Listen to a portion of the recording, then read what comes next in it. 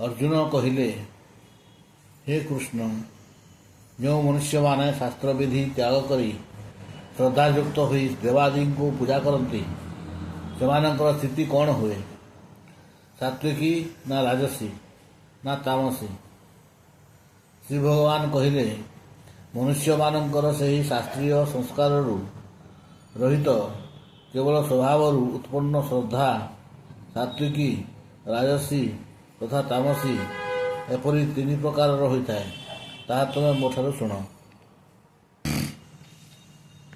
हे भारत, सब मनुष्य श्रद्धा सेमानंक अंतकरण अनुरूप हुए। यही पुरुष श्रद्धामय अटे।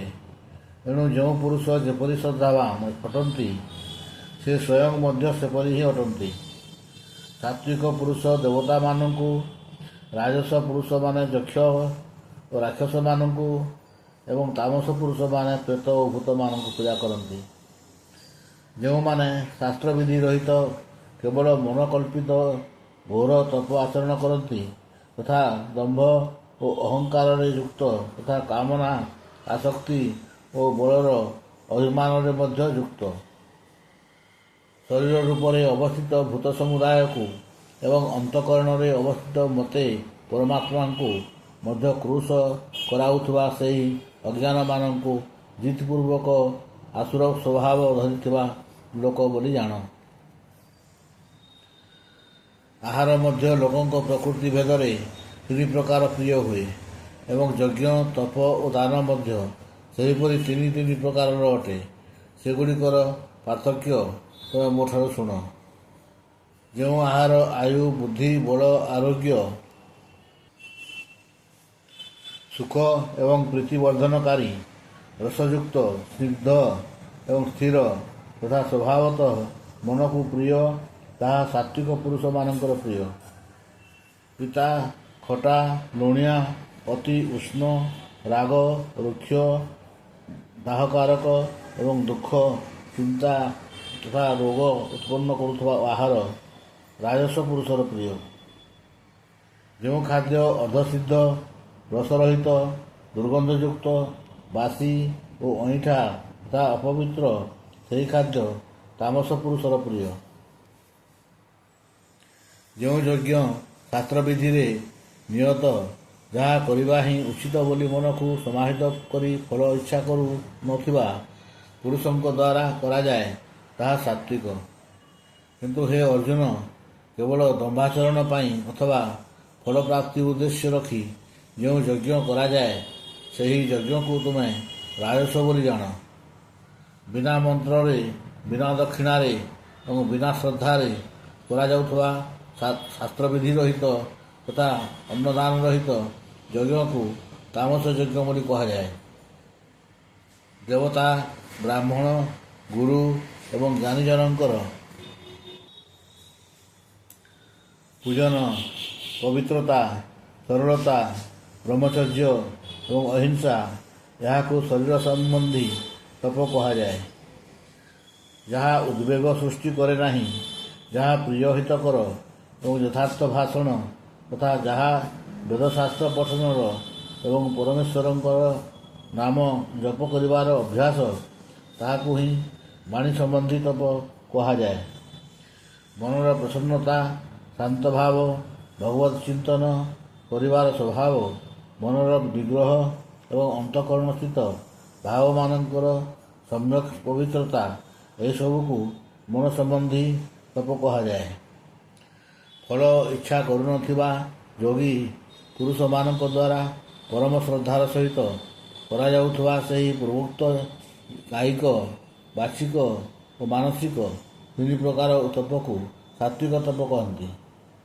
जो तप सत्कार मान और पूजा पाई तथा अन्य कौन स्वार्थ सिद्धि दम्भपूर्वक करा जाए सही अनिश्चित एवं क्षणिक फलयुक्त तप को राजस तप कहा जाए।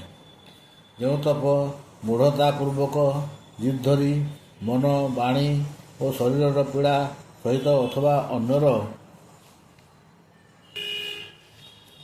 अनिष्ट करने निमंते करा जाए सही तप को तामस तप कहा जाए।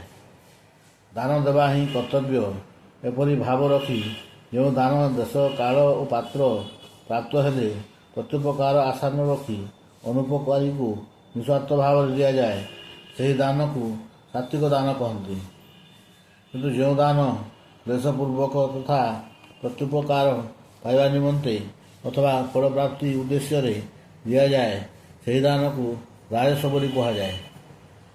ଯେଉଁ ଦାନ ବିନା ସତ୍କାରରେ ଅଥବା ତିରସ୍କାର ପୂର୍ବକ ଅଯୋଗ୍ୟ ଦେଶ କାଳରେ ଏବଂ ଅପାତ୍ରରେ ଦିଆଯାଏ ସେହି ଦାନକୁ ତାମସ କୁହାଯାଏ। ଓମ୍ ତତ୍ ସତ୍। ସଚ୍ଚିଦାନନ୍ଦ ଘନ ବ୍ରହ୍ମଙ୍କର ଏପରି 3 ପ୍ରକାର ନାମ କୁହାଯାଇଛି। ସୃଷ୍ଟିର ଆଦି କାଳରେ ବ୍ରାହ୍ମଣମାନେ ଏବଂ ବେଦମାନେ ତଥା ଯଜ୍ଞମାନେ ସେଥିରୁ ରଚିତ ହୋଇଛନ୍ତି। ତେଣୁ ବେଦ ମନ୍ତ୍ର ଉଚ୍ଚାରଣ କରୁଥିବା ଶ୍ରେଷ୍ଠ ପୁରୁଷମାନଙ୍କର ଶାସ୍ତ୍ରବିହିତ ଯଜ୍ଞ ଦାନ ଏବଂ ତପରୂପକ କ୍ରିୟାଗୁଡ଼ିକ ସର୍ବଦା ପରମାତ୍ମାଙ୍କର ଏହି ଓମ୍ ନାମ ଉଚ୍ଚାରଣ କରି ହିଁ ଆରମ୍ଭ ହୁଏ। ଏସବୁ କିଛି ତତ୍ ଅର୍ଥାତ୍ ତତ୍ ନାମରେ କୁହାଯାଇଥିବା ପରମାତ୍ମାଙ୍କର ହିଁ ଅଟେ ବୋଲି ଭାବ ରଖି କଲ୍ୟାଣକାମୀ ପୁରୁଷମାନେ ଫଳ ଆକାଂକ୍ଷା ନ କରି ନାନା ପ୍ରକାର ଯଜ୍ଞ ତପ ଓ ଦାନ ରୂପୀ କ୍ରିୟା କରନ୍ତି।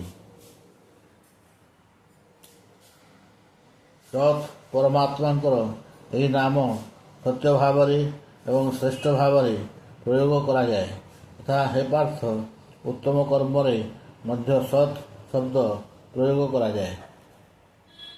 ଯଜ୍ଞ ତପ ଓ ଦାନରେ ଯେଉଁ ସ୍ଥିତି ଥାଏ ତାହାକୁ ମଧ୍ୟ ସତ୍ ବୋଲି କୁହାଯାଏ ଏବଂ ସେହି ପରମାତ୍ମାଙ୍କ ପାଇଁ କରାଯାଉଥିବା କର୍ମ ନିଶ୍ଚିତ ରୂପେ ସତ୍ ବୋଲି କୁହାଯାଏ।